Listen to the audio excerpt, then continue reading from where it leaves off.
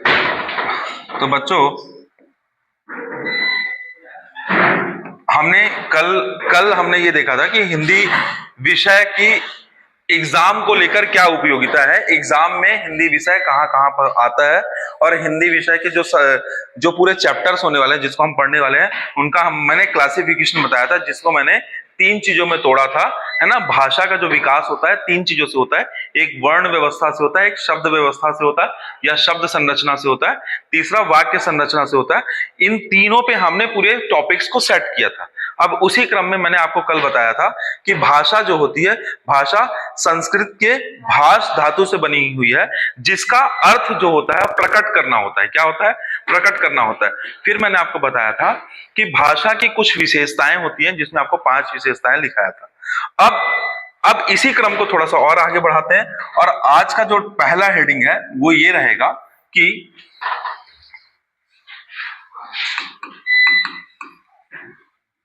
भाषा को सीखने के आवश्यक तत्व। अगर कोई व्यक्ति कोई भी भाषा सीखना चाहता है, जैसे कि अगर कोई व्यक्ति जापानीज चाहता है और वो फॉरेन एम्बेसी के साथ मिलकर काम करना चाहता है, तो जापानीज सीखने के लिए उसको क्या है, किन चीजों की आवश्यकता होगी? तो मुख्य रूप से बच्चों ऐसी कंडीशन में 3 तत्वों की आवश्यकता होती है। कितने तत्वों की आवश्यकता होती है? 3 तत्वों की आवश्यकता होती है, जिसमें सबसे पहले उसकी आवश्यकता है कि उसमें क्या होनी चाहिए, उस भाषा को सीखने की जिज्ञासा होनी चाहिए। तो पहला तत्व कौन सा है? जिज्ञासा। जिज्ञासा समझ रहे हो? जब तक उसके मन में इस भाषा में इसको क्या बोलते हैं, है ना, इसको कैसे लिखते हैं, इसकी जिज्ञासा नहीं आएगी, तब तक वो क्या होगा, वो उस व्यक्ति की भाषा सीख नहीं सकता। तो भाषा को सीखने के लिए आवश्यक तत्व, पहला तत्व कौन सा है? जिज्ञासा। दूसरा तत्व जो है बच्चों वो है अनुकरण। क्या है? अनुकरण। भाषाओं में जो भाषा का व्याकरण है उस व्याकरण को समझना होगा। इसके लिए क्या होगा, उस व्याकरण को पढ़ना होगा। और जैसा देखो, आप एक चीज देखोगे कि अगर आप अगर आप भोपाल में रह रहे हो तो भोपाली लैंग्वेज का आपके हिंदी बोलने में भी भोपाली लैंग्वेज का टच रहेगा। जैसे कोरबा में या छत्तीसगढ़ के ग्रामीण क्षेत्रों में जब हिंदी बोलते हैं तो उनके ग्रामीण क्षेत्र का एक टोन आता है, क्लियर हिंदी नहीं आती है ना। तो क्लियर हिंदी आने के लिए आपको क्या करना पड़ेगा? अनुकरण में लाना पड़ेगा, प्रैक्टिस में लाना पड़ेगा। तो दो चीजें होती हैं बच्चों, अनुकरण मतलब उसका पूरा जो नियमावली या उच्चारण की जो ध्वनियां कही गई हैं, जैसे बताई गई हैं वैसे। और तीसरा क्या है बच्चों? अभ्यास। क्या है तीसरा? अभ्यास। क्या बात, तीसरा क्या है? अभ्यास। यानी भाषा को सीखने के लिए आवश्यक तत्व कितने हैं बच्चों? तो जिज्ञासा, अनुकरण और अभ्यास, ये 3 तत्व हैं भाषा को सीखने के लिए। ज्यादा एक्सप्लेन नहीं कर रहे हैं बच्चों, है ना, आप ग्रेजुएट हो, चीजें समझ पाओगे। 3 तत्व कौन कौन से? जिज्ञासा, अनुकरण और अभ्यास। ठीक है। उसके बाद हम समझते हैं कि भाषा का विकास किस क्रम में होता है। अगर कोई बच्चा भाषा सीखता है, नवजात शिशु भाषा सीखता है, तो भाषा के विकास का क्रम,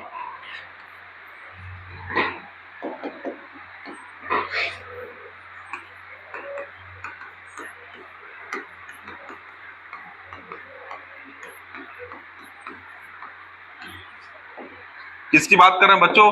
भाषा के विकास के क्रम की बात करें। तो अच्छा बताओ, जब एक बच्चा बोलना सीखता है तो सबसे पहले कैसे बोलना सीखेगा या भाषा कैसे सीखेगा? तो सबसे पहले उसकी जो चीज होगी भाषा को विकसित करने की, तो सबसे पहले चरण में क्या होगा? सुनना। सबसे पहले क्या करेगा? वो सुनेगा ना, सुनेगा। सबसे पहले क्या करेगा? किसी भी चीज को, भाषा को सीखने के लिए भाषा को क्या करेगा? सीखेगा। सीखने मतलब सुनेगा। जैसे ही सुनेगा तो क्या होगा? उसको आप सिखाते हो कि माँ बोलो, पापा बोलो, भैया बोलो, दादा बोलो, ऐसे करके। तो धीरे धीरे सुनते सुनते क्या सीखता है? वो बोलना सीखता है। तो भाषा के विकास क्रम में सबसे पहले हम क्या करते हैं? सुनते हैं। सुनते के बाद बोलने की प्रक्रिया। जब वो बोलने लगेगा, या सुनना, या आप ये कह सकते हो, इसको ज्यादा अच्छा होगा, सुनना, दूसरा क्या होगा? बोलना। अच्छा, बोलने के बाद बच्चे को क्या सिखाया जाता है? आ, बड़ा, छोटी, बड़ी, छोटा ऊ, का, बड़ा का, ऐसा करके, का, खा, गा, घा, ऐसे करके सिखाते हैं। यानी पहले आपने उसको भाषा सुना, भाषा सुनने के बाद बोलना सीखा, जब सुनने और बोलने के बाद वो क्या किया, अब पढ़ना सीखेगा। तो तीसरा चरण क्या है बच्चों, पढ़ना। क्या है तीसरा, पढ़ना। तो भाषा को क्या करता है, पढ़ता है वो। और फिर आखिरी चरण क्या होगा, पढ़ने के बाद उसको लिखना सिखाएंगे, आ बड़ा आ छोटी बड़ी, है ना। तो आप छोटे बच्चे को पहले क्या करते हो, पहले याद कराते हो, फिर उससे लिखवाते हो, है ना। तो पढ़ना और फिर उसके बाद क्या होता है, लिखना। यानी कि बच्चों भाषा का, अगर किसी व्यक्ति के अंदर भाषा को विकास करना है तो सबसे पहले उसे क्या करना होगा, सुनना होगा ज्यादा से ज्यादा। इसलिए अगर आपको अंग्रेजी अच्छा बोलना है तो सबसे पहले आपको क्या करना होगा, अंग्रेजी सुनना चालू करना पड़ेगा। जितना आप अंग्रेजी सुनेंगे और फिर उसके बाद अंग्रेजी सुनने के बाद क्या होगा, आप बोलना सीखेंगे, और बोलने के बाद क्या होगा, पढ़ेंगे, पढ़ने के बाद क्या होगा, लिखेंगे। ठीक है, ठीक है। तो भाषा के विकास का क्रम क्या हुआ, सुनना, बोलना, पढ़ना और लिखना। ठीक है। अब बात करते हैं बच्चों भाषा के प्रकार पे। किस में बात करते हैं, भाषा के प्रकार पे।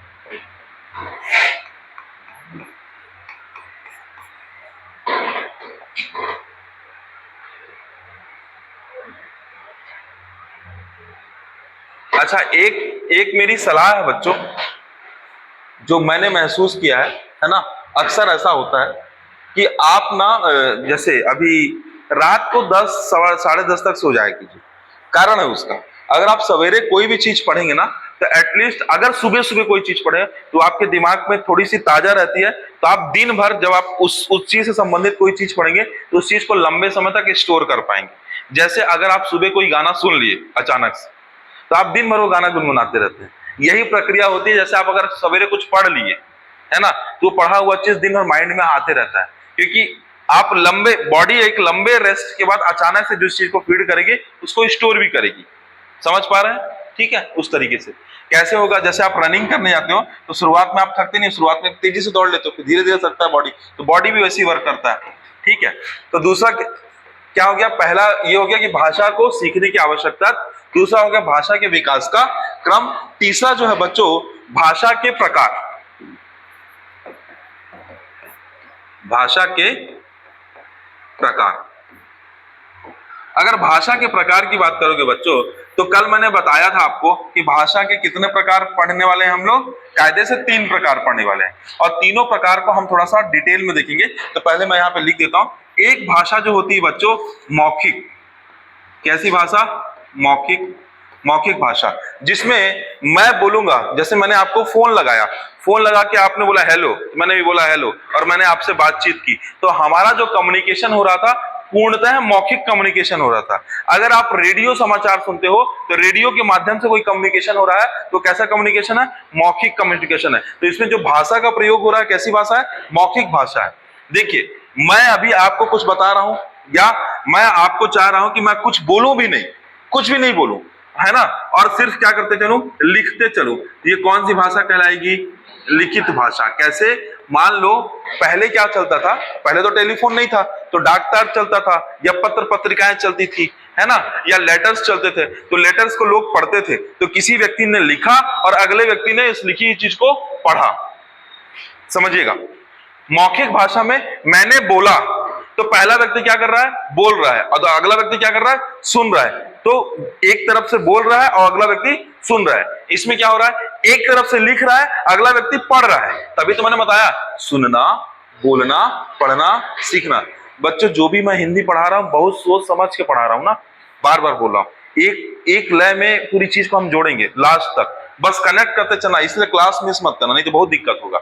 दिक्कत ऐसे होगा कि मेरे लेक्चर को पूरा डाइजेस्ट नहीं कर पाओगे, या है बहुत इजी चीजें, लेकिन एक क्रम है ना, एक हम एक एक मोती को रखते जाएंगे तब तो माला बनेगी। तो भाषा में हमने विकास क्रम में देखा था सुनना, बोलना, पढ़ना, सीखना, उसी से भाषा का प्रकार आया। मौखिक भाषा में क्या होता है, तो एक कैरेक्टर जो होता है बच्चों वो क्या करता है, एक कैरेक्टर होता है जो बोलने का काम करता है, और उसी के साथ साथ कैरेक्टर 1 जो होता है बोलता है, और कैरेक्टर 2 जो होता है वो क्या करता है, सुनता है। तब तो वो कम्युनिकेशन होता है। लिखित भाषा में क्या होता है बच्चों, तो लिखित भाषा में होता ये है कि एक व्यक्ति लिखता है, ठीक है, तो दूसरा व्यक्ति क्या करता है बच्चों, पढ़ता है, तब वो कम्युनिकेट कर पाता है। ठीक है। और तीसरी जो भाषा है बच्चों, वो भाषा कौन सी है? तो मौखिक भाषा, लिखित भाषा, और मौखिक और लिखित के अलावा सांकेतिक भाषा। सांकेतिक भाषा। तो देखो, अब आप क्रिकेट देखो, क्रिकेट में एक बॉलर बॉलिंग किया, एक बैट्समैन ने बैटिंग किया, और बैट्समैन ने जब बैटिंग किया तो बॉल बैट का बाहरी किनारा लिया, तब वो अंपायर से अपील करता है, हाउ वाज दैट, है ना, हाउ वाज दैट करके चिल्लाता है, ऐसे करके अपील करता है ना, हाउ वाज दैट। तो अंपायर क्या करता है? तो ये सांकेतिक भाषा है। अब सुनिएगा, इस क्रम को सुनिएगा। अंपायर ने ऐसा किया, दर्शक क्या करते हैं? चिल्लाते हैं और एक झूमते हैं, उठते हैं। तो ये क्या प्रोसेस है? ये सांकेतिक भाषा का उदाहरण है। तो क्या किया गया सांकेतिक भाषा में बच्चों? सांकेतिक भाषा में क्या रहा कि एक व्यक्ति ने क्या किया बच्चों? सांकेतिक भाषा में एक व्यक्ति ने संकेत दिया, यानी कि संकेत प्रेषित किया। अब दूसरे व्यक्ति की अगर समझ अच्छी है तब वो संकेत को समझ लेगा, यानी समझ अच्छी होगी तो क्या होगा? संकेत को समझ लेगा वो। ठीक है, क्लियर हुआ? भाषा के कितने प्रकार हुए? 3 प्रकार। अब तीनों प्रकार को थोड़ा सा डिटेल और देख लेते हैं।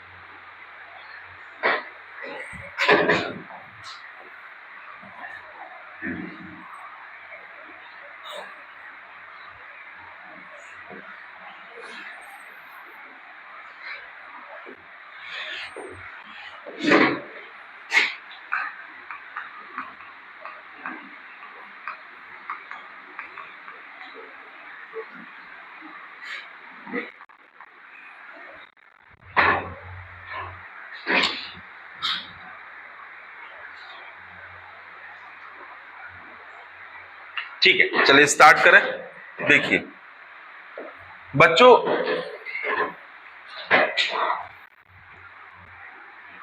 इसके बाद इस जैसे ये भाषा का सेगमेंट कंप्लीट होगा ना, तब भाषा तक पहुंचने के लिए बोली का क्या उपयोग होता है, फिर उपबोली क्या होती है, उपबोली से उपभाषा क्या होती है, उपभाषा से भाषा क्या होती है, भाषा के अलावा राजभाषा क्या होती है, राजभाषा के अलावा राष्ट्रभाषा क्या होती है ना, फिर उसके बाद राष्ट्रभाषा के अलावा राजनयिक भाषा क्या होती है। तो भाषा में और भी बहुत सारे सेगमेंट है जिसको मैं बताऊंगा। तो पहले हम इसको देखते हैं, मौखिक भाषा को देखते हैं, उसके बाद मैं आगे आने वाली पूरी भाषाओं के और बारे में चर्चा करता हूं। तो पहले आप मौखिक भाषा को ही आप डिटेल में देखिए और क्या हो सकता है मौखिक भाषा को लेके। तो देखिए मौखिक भाषा में बच्चों सच ये है कि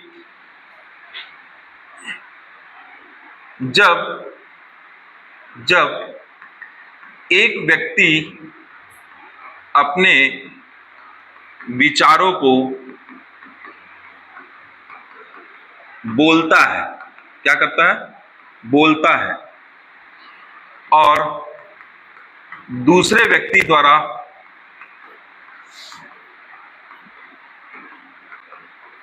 उसे सुना जाता है।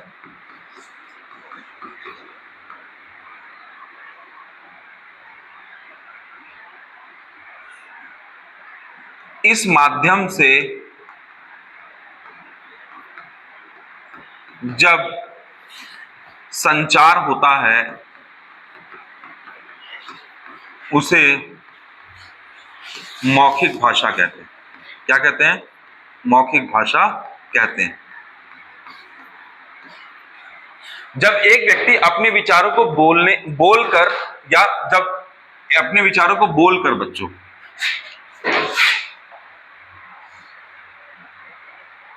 अपने विचारों को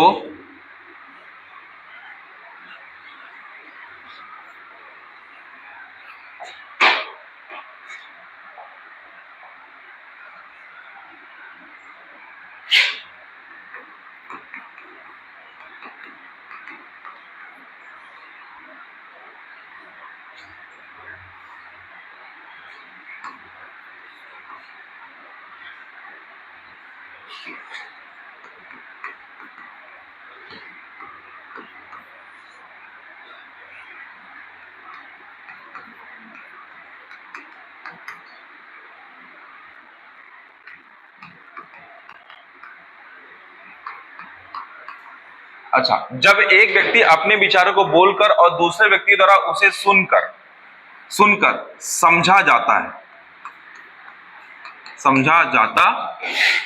है, तो इस माध्यम से जब संचार होता है तो उसे मौखिक भाषा कहते हैं।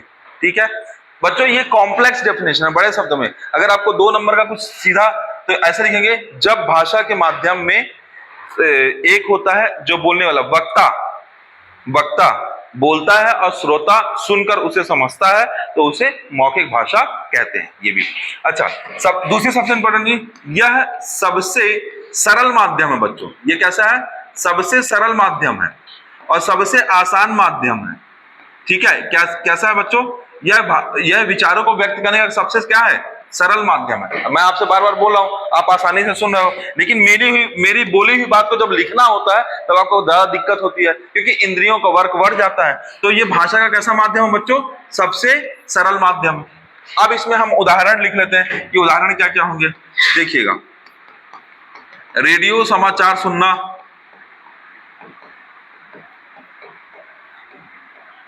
है ना, व्याख्यान सुनना, जैसे मैं आपसे कुछ बोल रहा हूं और आपको सिर्फ लेक्चर सुनना चाहिए, तो व्याख्यान सुनना। टेलीफोन में बात करना, टेलीफोन में बात करना, ठीक है। और जो आपका साक्षात्कार होता है बच्चों, इंटरव्यू होता है, वो कैसा होता है? मौखिक होता है। तो क्या होगा? ये कैसे भाषा का कौन सा माध्यम है? मौखिक माध्यम है। ठीक है, क्लियर हुआ? मौखिक भाषा हो गई।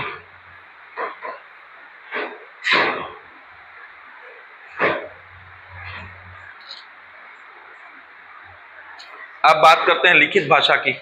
बढ़े आगे।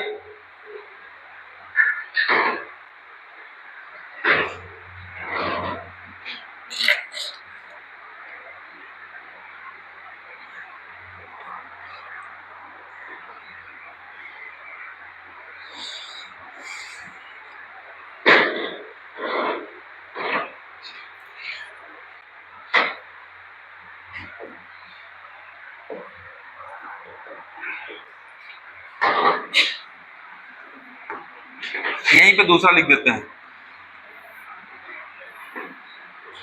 ये पहला हो गया, ये दूसरा ही कर देना।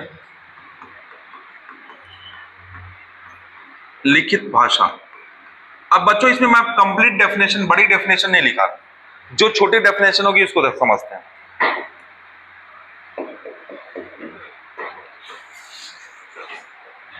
इसमें क्या होता है? लिखित में क्या होता है बच्चों? एक व्यक्ति जो वक्ता होता है वो क्या करता है बच्चों? वक्ता जो होता है या जो प्रेषित करता है,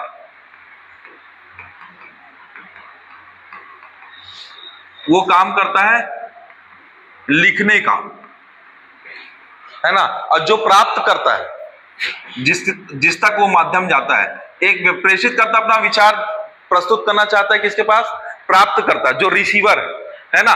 तो प्राप्तकर्ता के पास वो चीज किस फॉर्म में पहुंचती है बच्चों? तो लिखित फॉर्म में पत्र पत्रिकाएं होती है या लेटर्स होते हैं, जो भी होता है। तो आप जैसे ऑफिशियल लेटर लिखते हैं तो लेटर पहुंचता है, तो जो प्राप्त करता है वो उसको क्या करता है? पढ़ता है। तो इसमें एक व्यक्ति ने लिखा और दूसरे व्यक्ति ने पढ़ा, इसमें एक व्यक्ति ने बोला और दूसरे व्यक्ति ने सुना। ठीक है, तो इसमें प्रेषित करता क्या है? लिख रहा है, और प्राप्त करता क्या है? उसको पढ़ रहा है। तो क्या हो रहा है? विचारों का आदान प्रदान हो रहा है।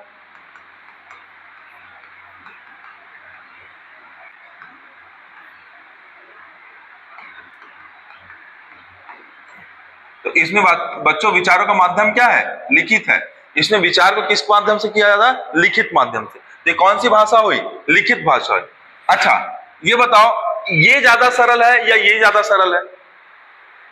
बोलना ज्यादा सरल है। तो सेकंड पॉइंट आएगा, मौखिक भाषा की तुलना में ये थोड़ा सा कठिन माध्यम है।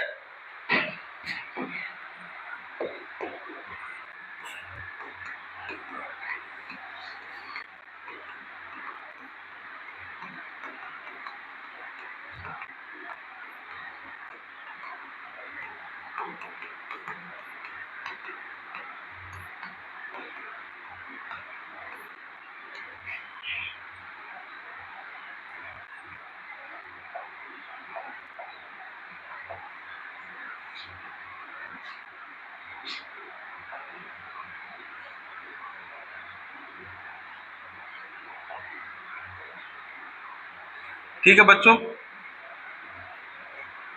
अब कुछ उदाहरण देख लेते हैं।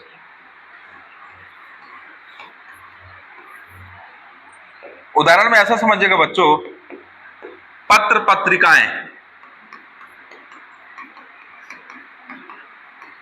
अखबार। आप सवेरे सवेरे अखबार पढ़ते हो, अखबार में बहुत सारी चीजें होती हैं, देश दुनिया की खबरें कैसे मिलती हैं? रिटन फॉर्म में मिलती है। तो वो प्राप्त प्रेषित करता किस में फॉर्म में देता है? आपको अखबार देता है। अखबार में बातें लिखित रूप में रहती हैं, आप उसको पढ़ते हो और देश भर की दुनिया भर की चीजों को आप समझते हो। ठीक है। तीसरा बच्चों, पुस्तकें, उपन्यास, कहानियां, ये सब कैसा माध्यम है बच्चों? लिखित माध्यम है। कैसा माध्यम है? लिखित माध्यम है। क्लियर हुआ?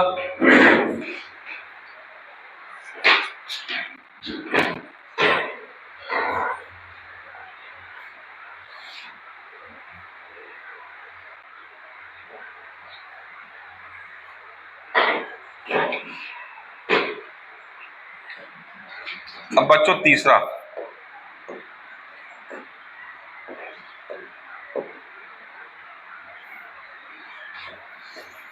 तीसरा कौन सा माध्यम है बच्चों? मौखिक हो गया, लिखित हो गया। लिखित के बाद अब कौन सा होने वाला है? सांकेतिक भाषा का प्रकार कौन सा बच्चों? सांकेतिक भाषा। ठीक है, यही लिख दे रहा बच्चों, इजी है, इससे बहुत एकदम इजी चीजें हैं।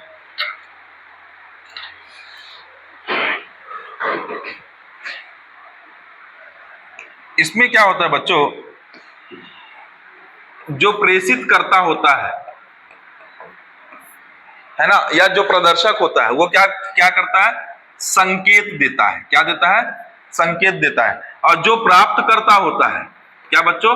जो प्राप्त करता है वो संकेत को समझने का प्रयास करता है। क्या करता है? तो समझता है।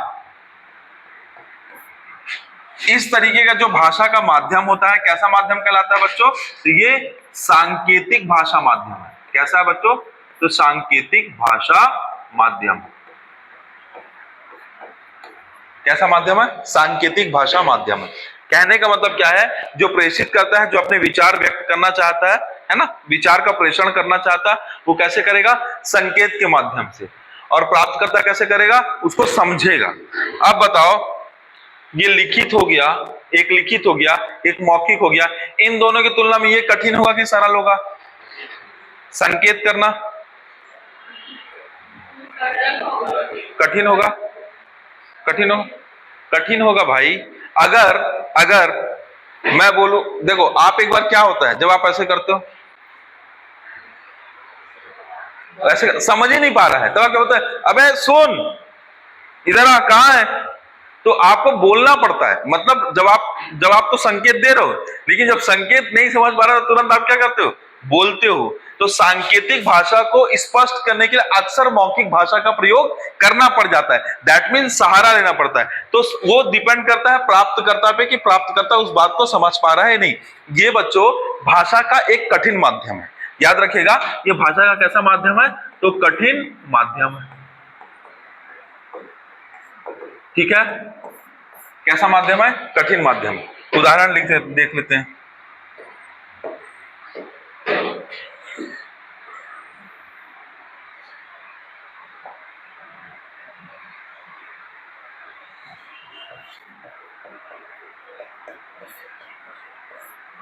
उदाहरण में कौन कौन सा है बच्चों?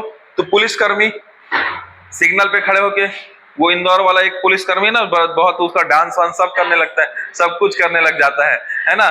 तो रेड सिग्नल हुआ तो संकेत है, येलो सिग्नल में मतलब अब एक्टिव हो जाओ, और ग्रीन सिग्नल में मतलब फुर्र निकल जाओ, ऐसा।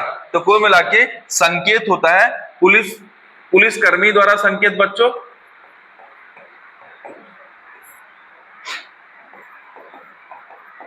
चौराहे पे संकेत,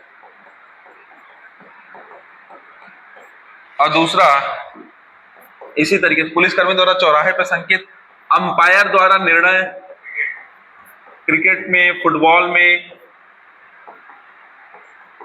है ना। फुटबॉल में जैसे एक निकाल के येलो कार्ड ऐसे दिखा देता है, ये निकाल के रेड कार्ड दिखा देता है ना। तो अंपायर द्वारा निर्णय, ये सब कैसे हैं? सांकेतिक भाषा है। जब कोई व्यक्ति बहुत दूर रहता है, जब आपको पता है कि उस पर मौखिक भाषा का प्रयोग नहीं कर सकते, मतलब उसको सुनाई नहीं देगा, जब आपको पता है उसको लिख के हवाई जहाज फेंक के भी अपनी बात नहीं पहुंचा सकते, तो क्या करते हो? करते ना ऐसे ऐसे करते हैं। जैसे कैप्टन को जब अपनी पारी डिक्लेयर करनी होती है ना, तो आप रील देखियो कि रोहित शर्मा का भी बहुत रील चलता है, बीच में वो बुला लिया, फिर होता नहीं बुला, वापस जाओ बैटिंग करो, है ना। तो वो क्या है? सांकेतिक भाषा का प्रयोग, ठीक है, समझ गए। तो ये वाला स्लाइड क्लियर हुआ कि नहीं हुआ? यानी अब आप भाषा को शुरू से देखिए, एक बार देखिए, क्लियर हो गई। भाषा में सबसे पहले मैंने भाषा का डेफिनेशन बताया था। भाषा के डेफिनेशन में मैंने आपको बताया था कि भाषा संस्कृत भाषा के भाष शब्द से बना है, जिसका अर्थ लिख दे, जिसका अर्थ होता है प्रकट करना। क्या होता है? जिसका अर्थ होता है प्रकट करना।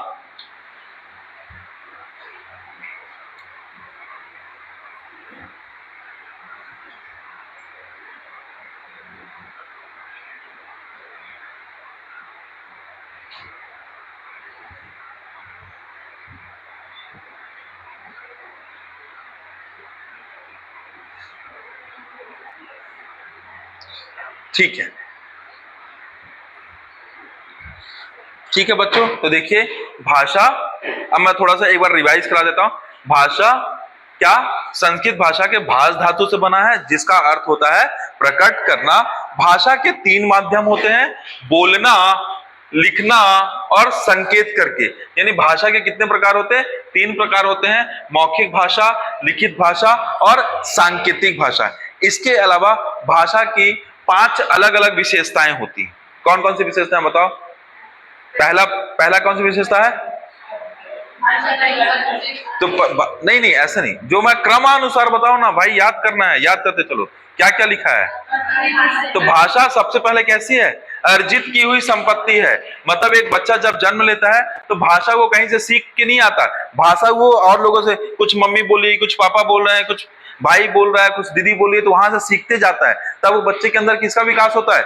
भाषा का विकास। तो भाषा अर्जित की हुई संपत्ति है। दूसरा, भाषा एक सामाजिक प्रक्रिया है। समाज में जैसा उसको सिखाया जाता है, बच्चा वैसा बोलना सीख जाता है। अब जब हम हरियाणा बेल्ट में रहेंगे तो वहां पे बच्चे के बात करने का तरीका अलग होगा, पर आप जहां पे बिहार में रहेंगे तो वहां एक वचन को भी बहुवचन बोलते हैं, हम बड़े अच्छे हैं। तो मैं को भी क्या बोलते हैं? वो हम। और आप हरियाणा में अगर आप दोस्तों को, यारों को बात करते हो, देखो वो कितने जा रहा भाई, कहाँ जा रहे हो दोस्त, उसको तो ऐसा लगेगा लठ मार रहे हैं, कितने जा रहा भाई, वो ऐसे बोल रहे हैं, ठीक है। और आप जब पंजाबी में सुनोगे तो सिगरेट हो जी, तो आपको कैसा लग रहा है? आप तो हर एक भाषा की अपनी एक बनावट है, अपनी एक प्रकृति है, अपना एक चीज है ना। तो कहने का मतलब है, अब बच्चों अगर भारत में भाषाओं को देखेंगे तो भारत में संविधान ने 14 भाषाओं को अनुमति दी थी प्रारंभ में, बट बाद में बच्चों 8 भाषाएं जोड़ी गई। मैं इतिहास बता देता हूं फिर लिखा दूंगा। कितनी भाषाएं जोड़ी गई? 8। तो मूल संविधान में 14 भाषाएं थी, है ना। और वर्तमान में कितनी भाषाएं हैं? तो 22 भाषाएं हैं। कितनी भाषाएं हैं? 22 भाषा है। 22 भाषा में सबसे बड़ी खासियत यह कि अंग्रेजी भाषा नहीं शामिल है। 22 भाषाओं में अंग्रेजी भाषा शामिल नहीं है, ठीक है। अब 14 भाषाओं के बाद जो सबसे पहली भाषा जो जोड़ी गई थी हमारे यहाँ भारत में 1967 में जोड़ी गई थी, 21वें संविधान संशोधन के तहत जोड़ी गई थी। सिंधी भाषा को जोड़ा गया था। किस भाषा को जोड़ा गया था? सिंधी भाषा को जोड़ा गया था 21वें संविधान संशोधन के तहत। बच्चों 21 की तरह ही 21 में जो 2 है, 2 में 5 जोड़ दो, 71, और 1 को 1 रहने दो। तो 21वें संविधान के बाद 71वें संविधान के दौरान 3 वर्ड नमक को जोड़ा गया। किसको जोड़ा गया? तो नेपाली, मणिपुरी, कोंकणी, 3 और भाषाएं जुड़ी। कौन कौन सी? नेपाली, मणिपुरी, कोंकणी। 21वें संविधान संशोधन के तहत सिंधी भाषा को जोड़ा गया। 71वें संविधान संशोधन के तहत नमक यानी नेपाली, मणिपुरी, कोंकणी को जोड़ा गया, ठीक है। और बच्चों इसी तरीके से संविधान में फिर संशोधन हुआ और दोनों को जोड़ दो, 21 और 71 दोनों को आपस में जोड़ो तो क्या हो गया, 92 संविधान संशोधन आएगा। क्या आएगा, 21 और 71 दोनों जोड़े तो कितना आ गया, 92। तो 92 संविधान संशोधन 2003 के तहत, 92 संविधान संशोधन 2003 के तहत टोटल 4 भाषाओं को और जोड़ा गया, BDMS, जैसे BAMS बोलते हैं उसी तरीके से BDMS, बोडो, डोंगरी, मैथिली, संथाली। बोडो डोंगरी जम्मू कश्मीर की लैंग्वेज, ठीक है, मैथिली संथाली बिहार और झारखंड की लैंग्वेज, ठीक है। तो बोडो, डोंगरी, मैथिली, संथाली, टोटल कितनी भाषाएं हो गई, 22 भाषाएं हो गई, है ना। तो भाषाओं को अगर समझेंगे तो हिंदी मूल भाषा में ही शामिल थी, है ना। तो ऐसे भी आपको मैं एक दिखाऊंगा आपको कितनी भाषाएं मूल भाषाओं में थी, तो हम उसका क्रम समझते हैं। भाषा को लेकर चर्चा कर रहा था मैं आपसे, तो सबसे पहले हमने भाषा जाना क्या है, भाषा जानने के बाद हमने देखा कि भाषा की विशेषताएं क्या है, भाषाओं की विशेषता के बराबर हमने देखा भाषाओं को सीखने के लिए क्या क्या आपके अंदर चाहिए, तो आपके अंदर जिज्ञासा होना चाहिए, आप उस भाषा के ग्रामर का अनुकरण करेंगे और लगातार अभ्यास करेंगे तो आपको वो भाषा आने लगेगी। फिर भाषा का विकास क्रम कैसे होता है, किसी भी व्यक्ति के अंदर भाषा का स्किल कैसे आता है। अगर आपको जर्मन सीखना है तो आपको ज्यादा से ज्यादा जर्मन लैंग्वेज सुनना होगा, जितना सुनोगे फिर उतना ही आपको बोलना होगा, बोलने के साथ साथ आपको पढ़ना होगा और पढ़ने के बाद आपको लिखना होगा। ये जब प्रोसेस करेंगे तो आपके अंदर भाषा का विकास होगा। भाषा के प्रकार में 3 प्रकार, मौखिक, लिखित और सांकेतिक, इस तरीके से। तो ये कुल मिला के भाषा के बारे में एक बेसिक समझ आपको हो गई होगी। संविधान में भाषा का क्या उल्लेख है उसको हम समझते हैं, लेकिन उसके पहले कुछ और देखते हैं। हिंदी भाषा का विकास कैसे हुआ है ये भी हम बताएंगे। जैसे मैं अभी आपको बोल रहा था कि बोली, तो आप देखिए चालू कर रहे हैं दूसरी बात, दूसरा चीज इसी क्रम में।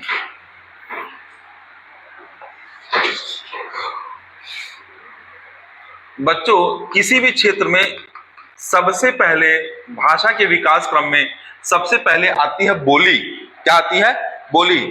क्या होता है, कई बार जो बोलियां होती हैं वो आपस में मिलकर एक नई चीज का विकास करती हैं, है ना। तो सबसे बेसिक चीज क्या है, बोली।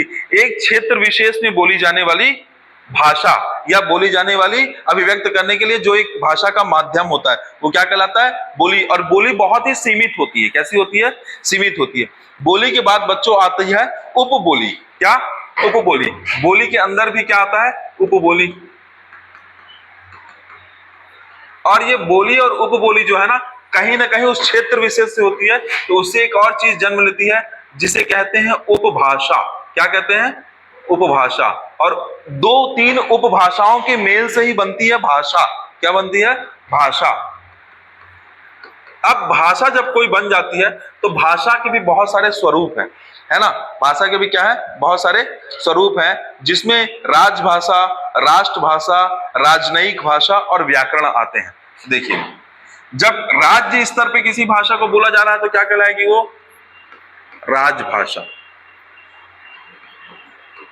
जब राष्ट्र स्तर पे कोई बात की जा रही हो तो क्या कहलाएगी, राष्ट्रभाषा।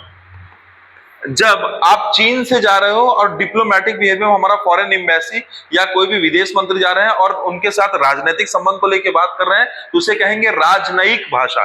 क्या कहेंगे, राजनयिक भाषा।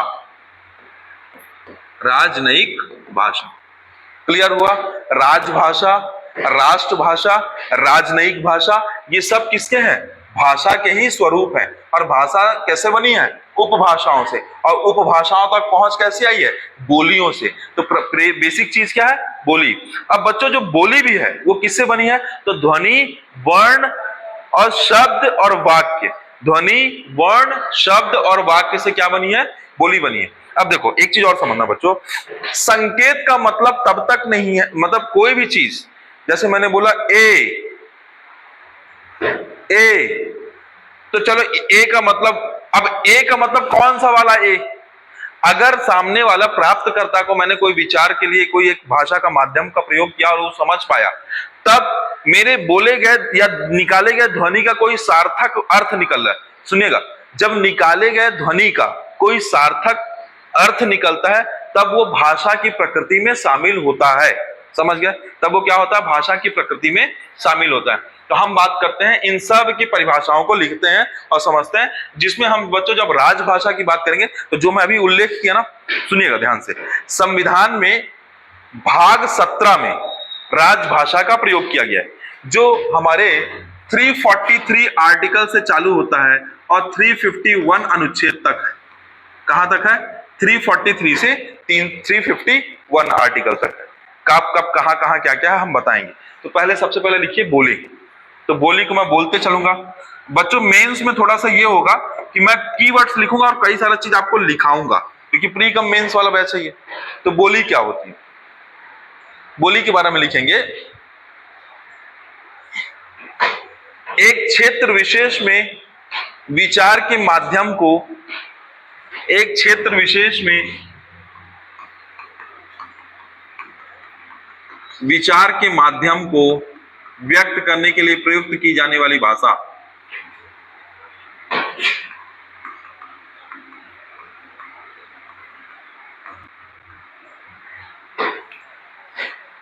एक क्षेत्र विशेष में विचार को व्यक्त करने का जो माध्यम है, एक क्षेत्र विशेष में विचार को व्यक्त करने का जो माध्यम है,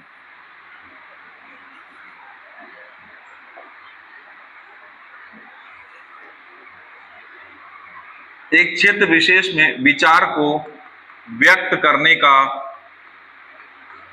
का जो माध्यम है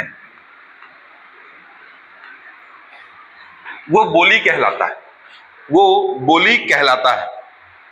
जैसे बघेली, बघेली, जैसे बघेली उदाहरण लिखेंगे बच्चों। उदाहरण में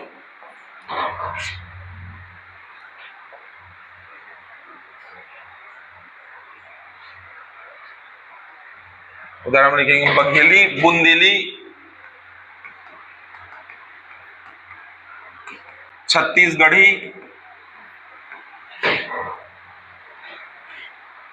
अवधी,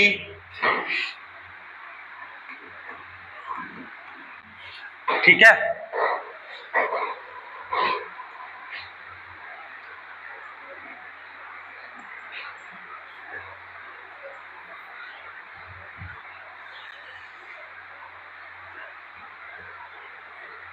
ठीक है, अब देखो ये हो गया।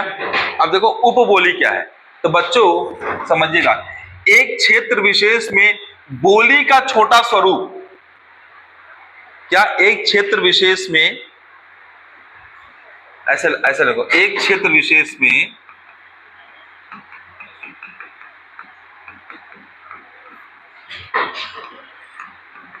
स्थानीय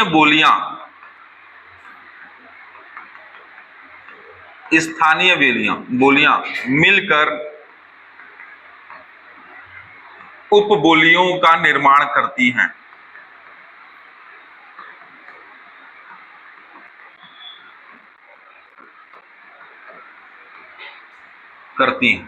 ठीक है।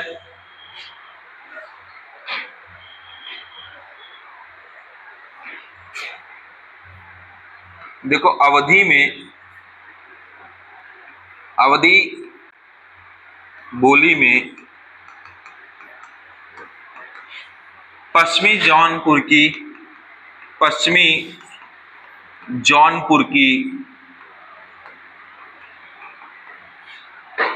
बनौधी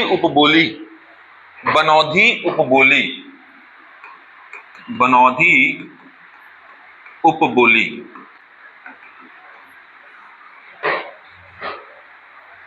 श्याम कुमार, ये बताओ कि तुम्हारे रजगामार साइड कौन सी भाषा बोलते हैं जो उन लोग बोलते हैं?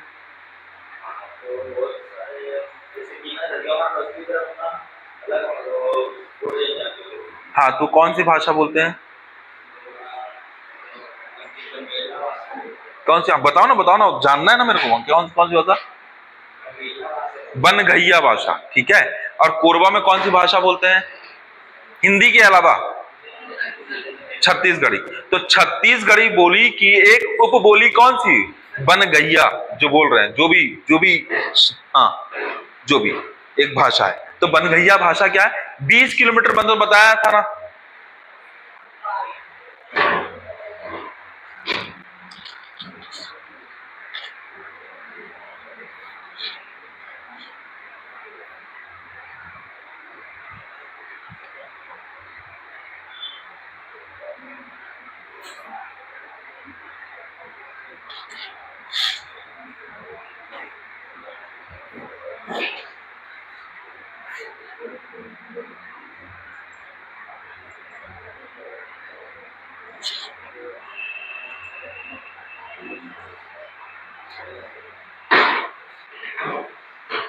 आपने सुना है, एक चीज सुनिए, 4 कोस पानी और 8 कोस बानी।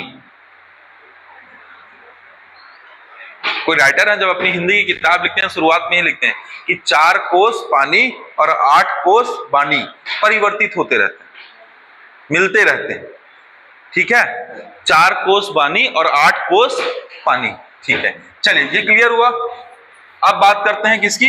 उपभाषा की। किसकी बात करते हैं? उपभाषा की। तो उपभाषा के बारे में लिखिए।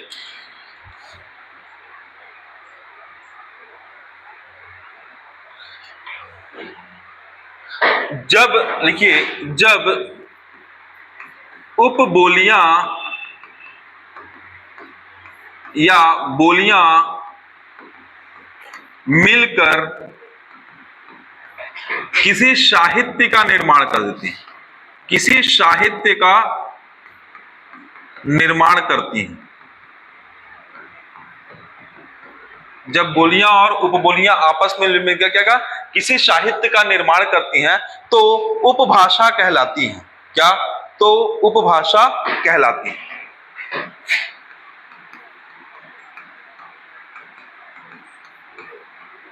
कहलाती है। जैसे देखिएगा, कुछ कुछ जब आप मुंशी प्रेमचंद को पढ़े हुए ना, है ना, तो उन्होंने हिंदी भाषा का प्रयोग किया। कुछ कुछ पे वहां की अलग अलग भाषाओं का भी टच देखने को मिलता है। तो जैसे इसी को हम समझते हैं पूर्वी हिंदी भाषा, उपभाषा है बच्चों, और पश्चिमी हिंदी भाषा, ये क्या है? दोनों उपभाषा। अभी हम आपको बताएंगे हिंदी भाषा का विकास क्रम, तो और क्लियर हो जाए। ठीक है, क्लियर हुआ भाषा क्या होती है।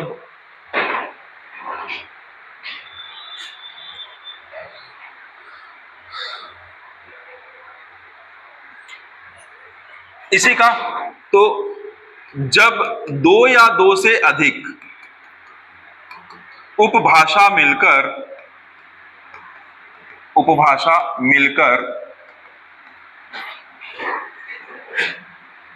विचार अभिव्यक्त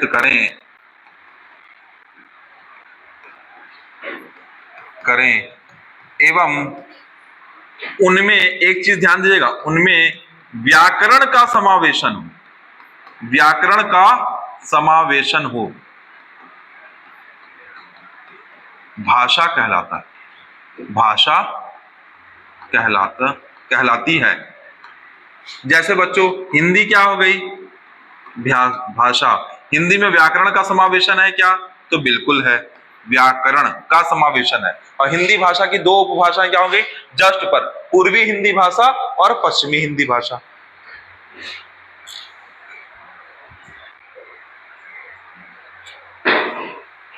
अच्छा, व्याकरण का मतलब क्या होता है बच्चों? तो समझिएगा, विधन आधन करण, विधन आधन करण। तो व्याकरण का मतलब क्या होता है समझिएगा बच्चों, विधन आधन करण, विधन आधन करण, विधन आधन, इसका मतलब होता है बच्चों चीजों को भली भांति समझना, चीजों को भली भांति समझना। ठीक है, क्लियर हुआ इतना? भाषा क्लियर हो गई।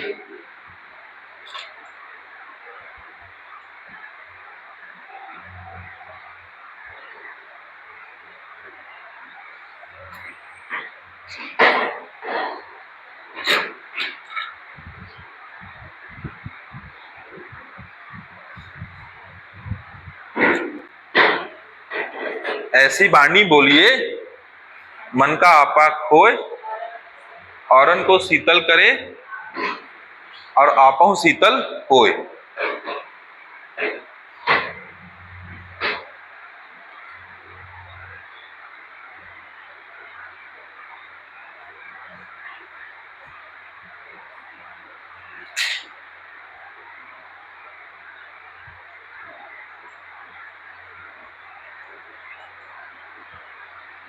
ठीक है बच्चों, अगली भाषा कौन सी है?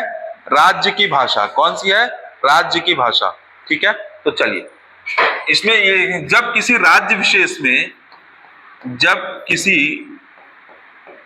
विशेष राज्य में, ऐसे कर लो, विशेष राज्य में सरकारी कार्य हेतु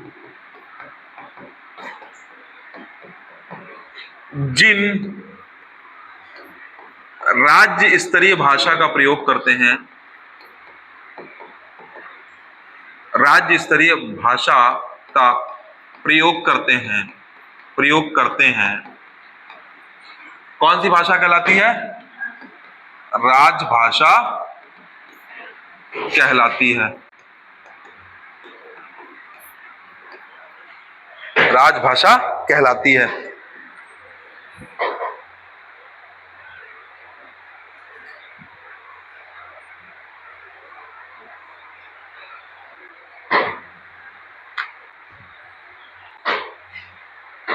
तो बच्चों, राजभाषा को हम अलग अलग सेगमेंट पे, अगर संविधान में तोड़ोगे तो अलग अलग सेगमेंट पे है। 343, 344 ये जो है संघ की भाषा है बच्चों। कहाँ की भाषा है? संघ की। 345, 46 और 47 राज्य की भाषा है। तो देखो हमारे यहाँ जो नेशन है वो इस तरीके से है, संविधान के अनुसार बता रहा हूँ बच्चों। ये 4 तरीके से भाषाएं बदलेंगी। एक में होगा बच्चों 343 से लेके 344, ये कैसी भाषा है? ये है बच्चों संघ की भाषा।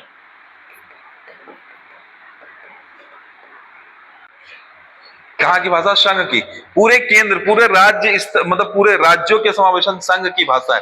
दूसरा 345, 46 और 47, यानी 345 से 47 ये राज्य स्तर पे बोली जाने वाली पूरी भाषाओं का उल्लेख है। तो क्या है? राज्य की भाषा। 348 और 49 जो है बच्चों वो न्यायालय की भाषा है। कहाँ की भाषा है? न्यायालय की भाषा।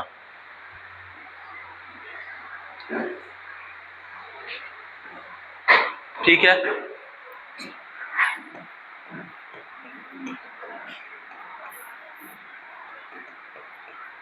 न्यायालयीन भाषा।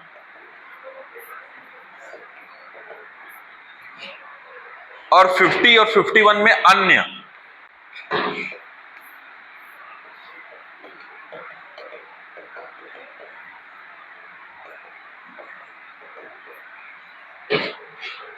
ठीक है बच्चों, यहीं पे हम दूसरा चीज बताते हैं। अनुसूची के तहत,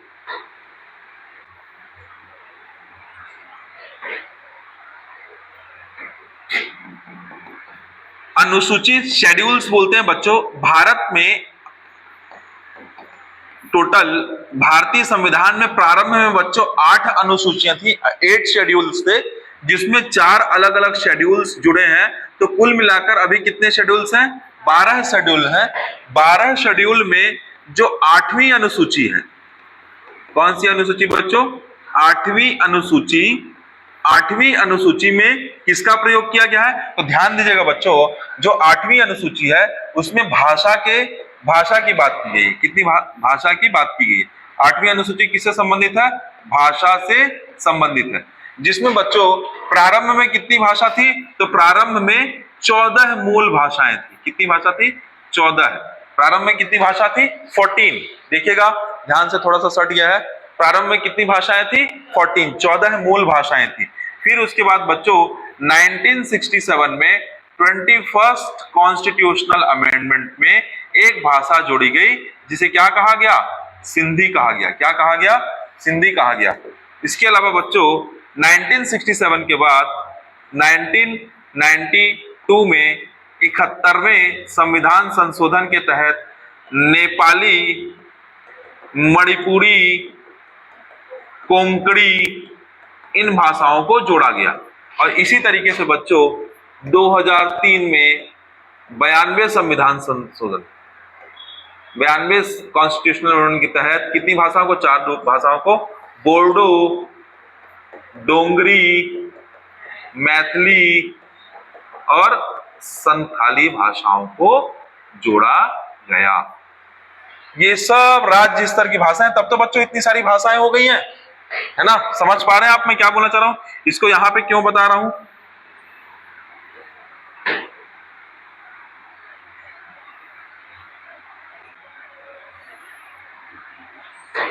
ये अलग है ना बच्चों, ये अलग है, ये अलग है। ये संविधान में उल्लेख भाषा जो है, ये क्या है, अनुसूचियों में। अभी हमने किसको देखा? बोली देखा, हमने उपबोली देखा, हमने उपभाषा देखा, हमने भाषा देखा, भाषा के अलावा हमने राजभाषा देखा। अब हम क्या देखने जा रहे हैं? राष्ट्रभाषा।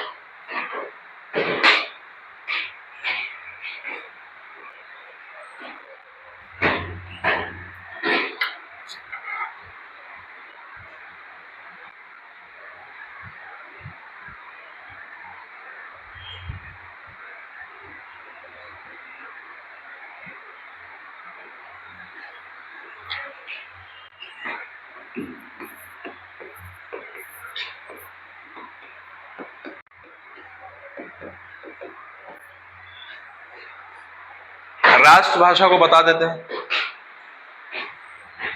जब किसी राष्ट्र में, लिखिए राष्ट्रभाषा को लिख लीजिए सीधे, किसी राष्ट्र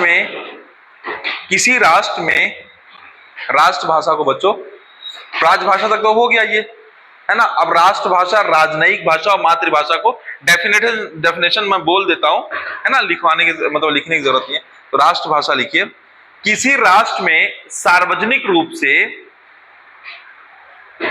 किसी राष्ट्र में सार्वजनिक रूप से प्रयुक्त होने वाली भाषा, किसी राष्ट्र में सार्वजनिक रूप से प्रयुक्त होने वाली भाषा को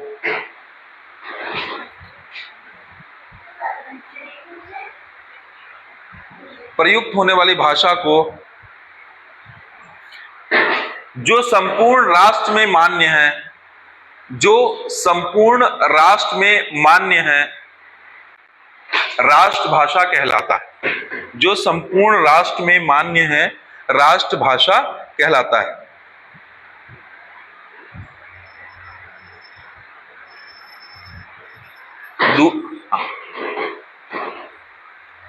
जैसे अभी डिबेट चल रहा है हिंदी भाषा को लेके, है ना, हिंदी भाषा राष्ट्र की भाषा होनी चाहिए, इसको लेके डिबेट चल ही रहा है।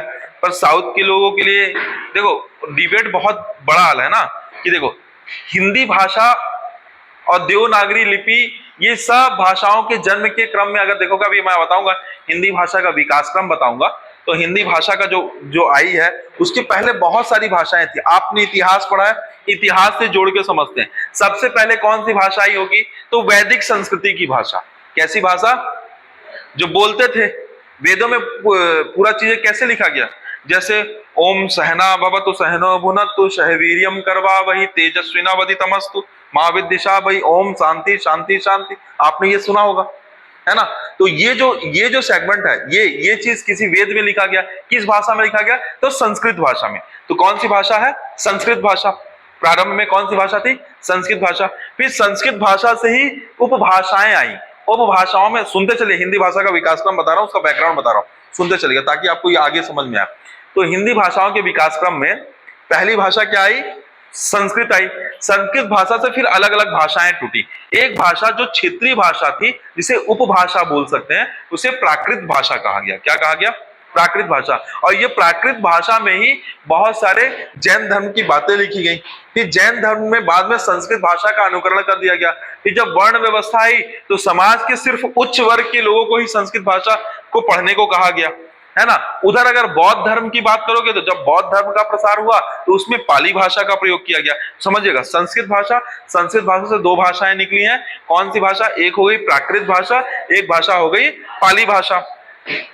जब ये पाली भाषा और प्राकृत भाषा और आगे बढ़ी बच्चों, तो धीरे से एक और भाषा का विकास हो गया जिसे कहा गया अपभ्रंश भाषा। क्या कहा गया? अपभ्रंश भाषा, है ना। और अपभ्रंश भाषा में ही एक भाषा है सौरसेनी भाषा। कौन सी भाषा? और सौरसेनी भाषा का ही एक प्रकार है हिंदी भाषा। क्या है? हिंदी भाषा। अब सुनिएगा ध्यान से। जब वैदिक काल में जब लोग बोल के, जैसे मैंने अभी आपको एक मंत्र बोला तो आपको जैसे ओम भूर्भुवः स्वः तस्मै वितुर्वरेण्यं भर्गो देवस्य धीमहि धियो यो न प्रचोदयात्, अगर ये है, ये कहीं का श्लोक है, कहीं का मंत्र है, तो ये कहां से लिखा गया? ऋग्वेद में मंडल है, मंडल में एक स्पेसिफिक जगह है। तीसरे मंडल में किसका उल्लेख किया? गायत्री मंत्र का उल्लेख किया गया। तो गायत्री मंत्र का ये मंत्र है, किस भाषा में लिखा गया होगा? तो पहले तो बोला गया जनश्रुति साहित्य था, बाद में उसको लिखा गया, लेकिन संस्कृत भाषा का विकास पहले हुआ। अगर मोटा मोटा समझा जाए बच्चों तो अच्छा, इसके पहले भी एक भाषा है, एक लिपि है। लिपि, भाषा और लिपि में अंतर होता है। लिपि गोस्ट्रोफेदन लिपि, जो सिंधु घाटी सभ्यता के लोग करते थे, लेकिन उसको तो हम पढ़ नहीं पाए हैं अभी, है ना, जिसमें 400 से ज्यादा अक्षरों का प्रयोग किया गया था, जिसमें तीर और मछली के आकार की आकृतियों का प्रयोग भी किया गया था। तो मैं कहना ये चाह रहा हूं बच्चों कि भाषाओं, हिंदी भाषा के विकास क्रम में संस्कृत भाषा जब आई, तो संस्कृत भाषा के साथ साथ एक जैन धर्म के लिए जो प्रचार के लिए प्रारंभ में भाषा जो बनी वो प्राकृत भाषा बनी, और बौद्ध धर्म के लिए प्रारंभ में जो प्रचार के लिए भाषा बनी वो पाली भाषा बनी। बच्चों, बौद्ध धर्म ने संस्कृत भाषा को नहीं अपनाया, मतलब बौद्ध धर्म के लिटरेचर जो संस्कृत भाषा में ज्यादा नहीं लिखे गए, पाली भाषा में ही रहे। तो क्योंकि वो क्षेत्रीय भाषा में है, और क्षेत्रीय भाषा में अगर कोई चीज होती है तो बहुत तेजी से आगे फैलती है, तो पाली भाषा। और क्योंकि जब वर्ण व्यवस्था आई थी एंशिएंट हिस्ट्री में, वर्ण व्यवस्था आई थी, तो संस्कृत भाषा सिर्फ एलीट क्लास की भाषा हो गई थी। पंडित और विद्वान या एक वर्ग विशेष के व्यक्ति ही संस्कृत भाषा सीख सकते थे। तो पाली भाषा, क्योंकि जैन साहित्य प्राकृत और संस्कृत में लिखा गया, तो बाद में संस्कृत में लिखा जाने लगा, तो उसका प्रसार उतना नहीं हो पाया। क्यों नहीं हो पाया? क्योंकि समाज का एक विशेष वर्ग ही पढ़ पा रहा है, बाकी समाज का अन्य वर्ग नहीं पढ़ पा रहा है। लेकिन बौद्ध भाषा, बौद्ध साहित्य के साथ क्या हुआ? वो पाली भाषा में लिखा गया था, है ना, कहीं ना कहीं क्षेत्रीय भाषा में लिखा गया था। तो लोगों को, लोग जो कॉमन जन की संख्या ज्यादा है, मैंने बताया ना, समाज त्रिभुज की तरह है, जो जितने नीचे वर्ग के लोगों में जो भाषा बोली जाती है, अगर उसमें लिटरेचर लिखा जाएगा तो ज्यादा लोगों तक फैलेगा। तो बौद्ध भाषा, बौद्ध साहित्य का बहुत विकास हुआ। बौद्ध, पूरा आसियान कंट्री आज बौद्ध है, पूरा जापान बौद्ध है, पूरा चाइना बौद्ध है। समझ पा रहे हैं आप लोग, है ना। लेकिन जैन धर्म का प्रसार कहाँ हुआ है? कुछ क्षेत्र विशेष में ही हुआ है, फिर वो व्यापारी वर्ग में आ गए, है ना, उनका चीज सीमित हो गया। तो कहीं ना कहीं भाषा धर्म के विकास में एक उपयोगी तत्व है, ये मैं कहना चाह रहा हूं। समझ रहे? कबीर की बातें अभी तक इसलिए की जाती क्योंकि कबीर जिन लैंग्वेज में लिखे हैं, दोहे या दोहे लिखे हैं, दोहे में मैसेज है। मतलब आप बड़ी चीज को बहुत छोटे में समाहित कर लियो, तो वो क्या है? कंटिन्यू कंटिन्यू दोहे, सोरठा, छंद, चौपाई में वो चीज आती जा रही है, तो हमको याद रहती है, तो हम वो चीज आगे चलन में चलेगा, और ये इतनी आसानी से नहीं मरेगा। अगर वो गद्य के फॉर्म में सिर्फ लिखा होता, गद्य समझते हैं? अरे सिर्फ इबारत लिखा होता, है ना, सिर्फ पैराग्राफ लिख दिया होता, तो आप उसको नहीं याद रखते, नहीं वो करते। तो इसी तरीके से हिंदी भाषा में पहले संस्कृत भाषा, फिर प्राकृत भाषा, फिर पाली भाषा, पाली भाषा के बाद अपभ्रंश भाषा, अपभ्रंश के बाद सौरसेनी भाषा, सौरसेनी की भाषा के बाद हिंदी भाषा का विकास हुआ है। इसमें क्रोनोलॉजी है, कायदे से बच्चों हिंदी भाषा का जो विकास हुआ है 1100 इकाई माना जाता है। 1000 से 1100 इकाई के बीच क्या हुआ है? हिंदी भाषा का विकास हुआ है। फिर हिंदी भाषा के विकास में बहुत सारे काल का विभाजन हुआ है, तो हम सब चीज को थोड़ा थोड़ा करके देखेंगे। तो पहले हम बात करते हैं राजभाषा। राजभाषा के अलावा मैंने क्या बताया आपको? राष्ट्रभाषा। किसी राष्ट्र में सार्वजनिक रूप से जो सर्वाधिक भाषा बोली जाती है उस किसकी भाषा कहलाएगी? राष्ट्र की भाषा कहलाएगी। अब राजनयिक भाषा लिखिए, राजनयिक भाषा क्या होता है? दो या दो से अधिक देशों के बीच, दो या दो से अधिक देशों के बीच राजनीतिक मामलों के लिए, दो या दो से अधिक देशों के बीच राजनीतिक मामलों के लिए पत्र व्यवहार,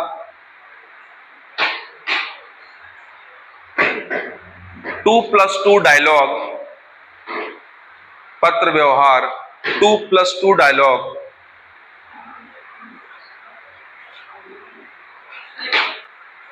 पत्र व्यवहार। अरे किसी को रिटर्न लेटर लिख के बोले कि आप चाइना वाले हमारी बात मानो, तो क्या बोले? जब दो देशों के बीच राजनयिक संबंध हेतु पत्र व्यवहार 2+2 डायलॉग, एक नया शब्द है, इसको आप देख के आइएगा। 2+2 डायलॉग क्या होता है? 2+2 dialogue table conference, table conference समझ गए होंगे, है ना? टेबल पे बैठ के दो व्यक्ति जब बात करते हैं, है ना, राजनयिक स्तर पे, टेबल कॉन्फ्रेंस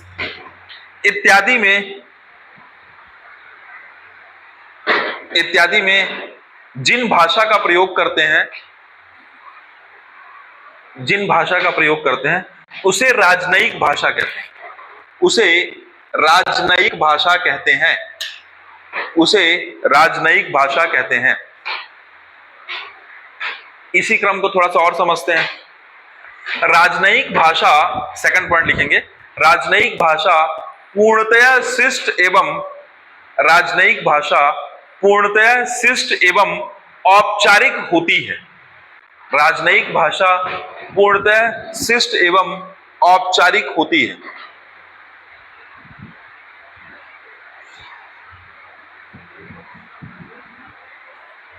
ठीक है, क्लियर हो गया? औपचारिक समझते हैं, डिसेंट, हाँ माननीय महोदय मंच पे आएंगे और कहेंगे। जब यही दो व्यक्ति नेशनल लेवल पे चलते हैं, दो नेशंस के बीच की बात होती है, वो बहुत कैसी भाषा होती है? औपचारिक भाषा होती है और शिष्ट होती है। ठीक है, ये किस भाषा का मतलब हो गया? राजनयिक। और एक कौन सी भाषा है?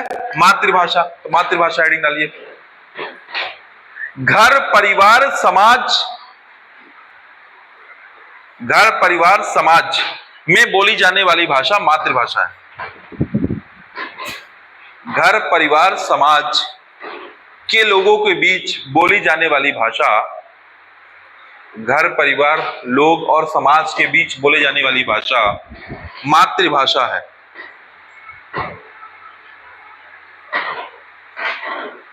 ब्रैकेट में लिख दीजिएगा, माता के मुख से निकली हुई भाषा मातृभाषा, माता के मुख से निकली हुई भाषा मातृभाषा।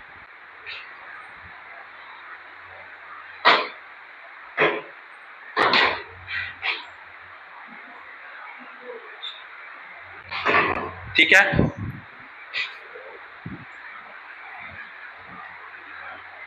अब एक चीज मैंने आपको बच्चों लिखाया है, अच्छा यहां पर यहीं पे लिखा है, क्या लिखा है? व्याकरण लिखा है। छोटी सी हेडिंग डालेंगे, व्याकरण। व्याकरण क्या है? व्याकरण। तो हमारा टॉपिक क्या था? हिंदी भाषा एवं व्याकरण, ये था। तो अभी सिर्फ उस चीज को लेके ओपन किया, खोला है ना? तो क्या है बच्चों? व्याकरण। व्याकरण को लिखेंगे वी धन आ धन करण, और उसके बगल में करके एरो करके लिख देंगे, बगल में ही हॉरिजॉन्टल, भली भांति समझना, भली भांति समझना।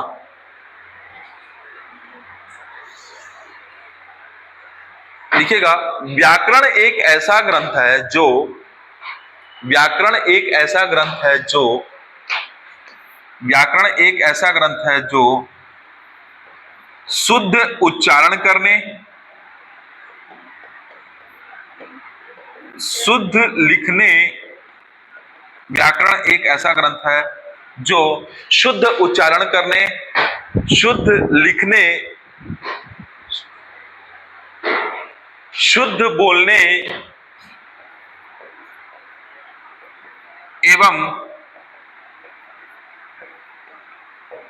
उसका शुद्ध प्रयोग करने,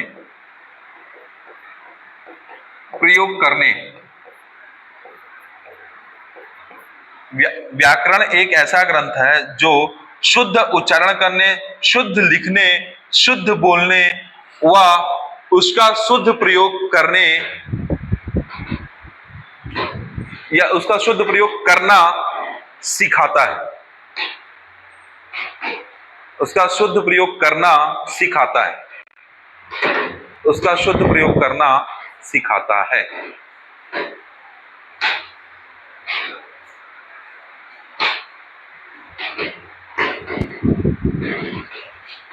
ठीक है बच्चों, क्लियर हुआ?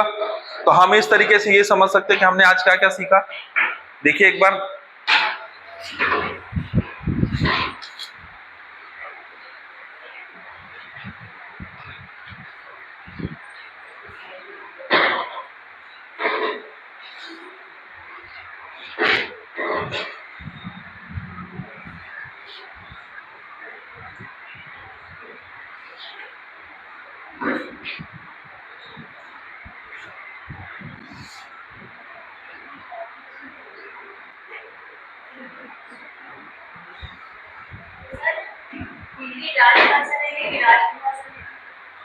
हिंदी राजभाषा लेंगे कि राष्ट्रभाषा लेंगे?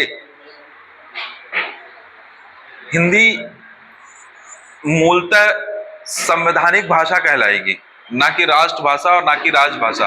हिंदी भाषा कहाँ कहाँ बोले, एक देखो, राजस्थान में राज्य की भाषा के हिसाब से क्या बोली जाएगी? राजस्थानी। अगर आप मध्य प्रदेश की बात करोगे तो मध्य प्रदेश की राजभाषा जो है वो हिंदी है ना। तो एक अगर राज्य की बात करेंगे, अगर मध्य प्रदेश के संदर्भ में बात करेंगे तो हिंदी मध्य प्रदेश के लिए क्या है? राजभाषा है। सरकारी काम किस भाषा में हो रहे हैं? हिंदी। छत्तीसगढ़ में सरकारी काम क्या होते हैं? हिंदी। उत्तर प्रदेश में सरकारी काम किसमें होते हैं? हिंदी। बिहार में सरकारी काम क्या होते हैं? हिंदी। राजस्थान के नगरीय क्षेत्र में, नगर पंचायतों में हो सकता है काम राजस्थानी भाषा में होते हो। समझ पा रहे हैं? जनरली हिंदी भाषी बेल्ट ज्यादा है, तो आप ये बोल सकते हैं कि हिंदी राजभाषा ही है ना। और राष्ट्रभाषा में लोकप्रिय भाषा तो है, बट अभी आप हिंदी मध्य भारत की राष्ट्रभाषा हो सकती है। तो राष्ट्रभाषा बोलना पूर्णतः गलत होगा कि पूर्णतः ये राष्ट्रभाषा हो, तो क्या हो? हिंदी। आप लॉजिक से समझिए ना जो मैं आपको बता रहा हूं।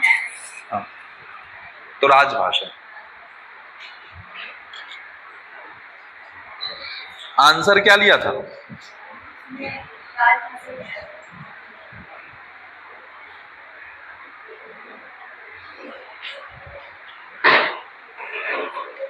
ठीक है बच्चों, एक ना मैं हिंदी भाषा का विकास क्रम का ना एक मैं इमेज भेजा हूं जिसको मैं कल पढ़ाऊंगा, तो इमेज में हम डायरेक्ट कर लेंगे चीजों को।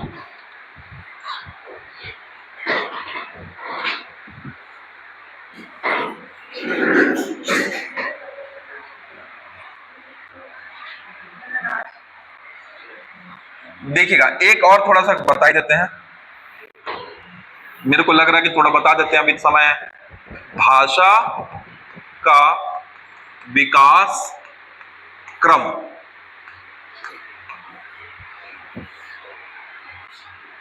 बच्चों मुख्य रूप से सबसे पहली जो भाषा आई है ना, जिसे वैदिक भाषा बोलते हैं।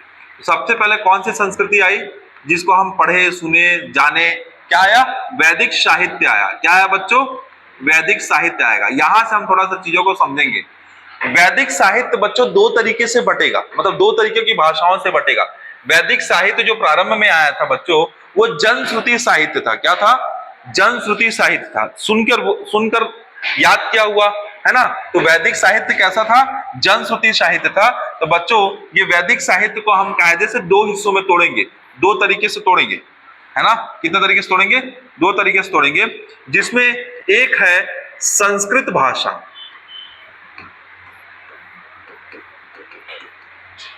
में संस्कृत भाषा में लिखा गया वेद उपनिषद, है ना। क्या? वेद उपनिषद, ये सब संस्कृत भाषा में लिखा गया। ठीक है। अब इसी में बच्चों एक वैदिक साहित्य में ही एक ऐसा साहित्य है जो लौकिक साहित्य कहला रहा है। कैसा साहित्य कहला रहा है?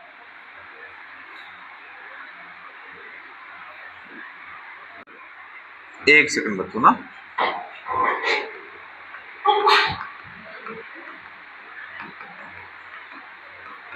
प्राचीन काल में जो साहित्य लिखेगा एक वैदिक साहित्य था, एक बच्चों लौकिक साहित्य।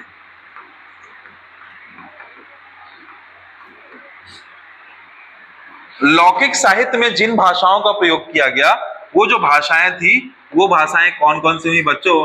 तो प्रारंभ में जो भाषा पहले आई है वो प्राकृत भाषा आई। कौन सी भाषा आई है? प्राकृत भाषा आई है। फिर कौन सी भाषा आई है बच्चों? पाली भाषा आई है। मैंने अभी बताया आपको, है ना। प्राकृत भाषा और पाली भाषा।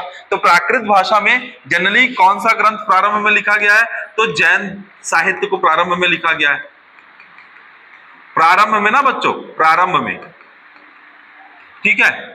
फिर पाली भाषा से कौन सा साहित्य आया है? तो पाली भाषा में बौद्ध साहित्य को लिखा गया है। इसके बारे में इन डिटेल देखना है तो आप किसमें देखिए, जो मैंने आपको कंटेंट भेजा है इन डिटेल और आपको एक्सप्लेन करके देखना। लेकिन भाषाओं के विकास क्रम को मोटा मोटा समझने के लिए ये है बच्चों। प्राकृत भाषा में बहुत सारी भाषाएं की उपभाषाएं मानी जाती हैं, जैसे अर्धमागधी, महाराष्ट्री, मागधी और सौरसेनी। सौरसेनी का उल्लेख अपभ्रंश में मुख्य तौर पे होगा। तो प्राकृत भाषा में ही थोड़ा बहुत क्या टूटती है? तो अर्धमागधी भाषा टूटती है। इसी तरीके से बच्चों एक मागधी भाषा टूटती है। इसी तरीके से महाराष्ट्री भाषा टूटती है। इसी तरीके से अगर आप बात करेंगे तो सौरसेनी भाषा टूटती है। लेकिन ये सौरसेनी का प्रारंभ है बच्चों, अपभ्रंश भाषा जब होगी ना तब सौरसेनी का अच्छे से विकास होगा।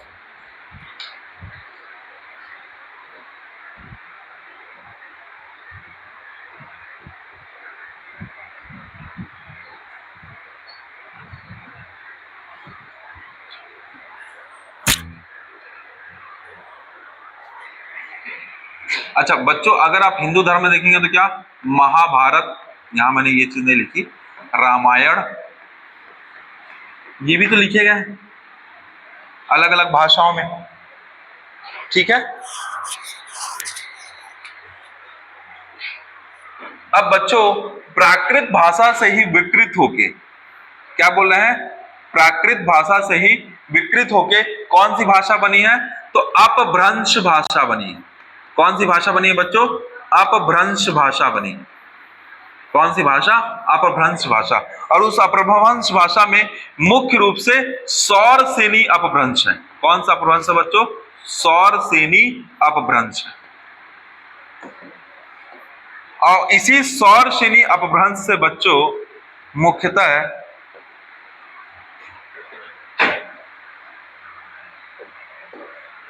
हिंदी भाषा का विकास हुआ। किसका विकास हुआ है? हिंदी भाषा का विकास हुआ।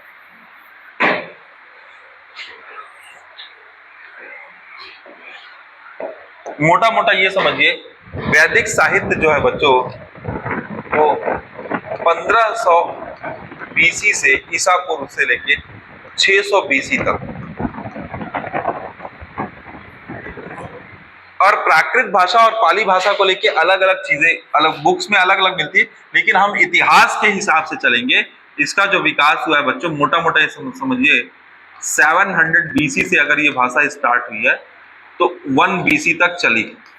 और इसी तरीके से 1 बीसी भी बोलना पूर्णतः सही नहीं है, हाँ 1 बीसी तक बिल्कुल चलिए, आगे भी चलिए अपभ्रंश, लेकिन आगे स्वरूप बदल गया है अपभ्रंश भाषा के रूप। पाली भाषा जो रही है बच्चों वो ऐसा है 500 बीसी से चालू हुई है और ये भी 1 बीसी तक रही है, ऐसा समझिए। और अपभ्रंश भाषा जो रही है ना, वो 600 AD after death of Christ 600 AD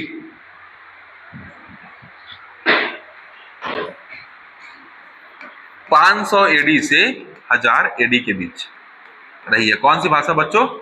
अपभ्रंश भाषा। और इसी अपभ्रंश भाषा में किसका विकास हुआ है? सौरसेनी भाषा का विकास हुआ है। ये सौरसेनी भाषा भी बच्चों 5000 इकाई एडी से लेके 1000 इकाई तक रही है। और इसी क्रम में हिंदी का एक भाषा एक फिर इसके साथ बनी, और हिंदी भाषा जो बनी है बच्चों 1000 इकाई में बनी है। मुख्य रूप से 1100 इकाई में हिंदी भाषा का विकास हो गया है।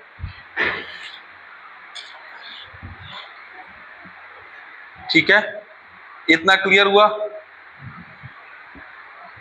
और हिंदी भाषा में बच्चों आदिकाल, भक्तिकाल, रीतिकाल और आधुनिक काल इस तरीके से आगे बनेगा। तो मैं बस आज का लेक्चर यहीं पे समाप्त करूंगा बच्चों, फिर मैं कल और बताऊंगा। तो कैसे बनेगा? आदिकाल के बाद भक्तिकाल, भक्तिकाल के बाद रीतिकाल और रीतिकाल के बाद आधुनिक काल। इसमें भी बहुत सारा चीज है बच्चों।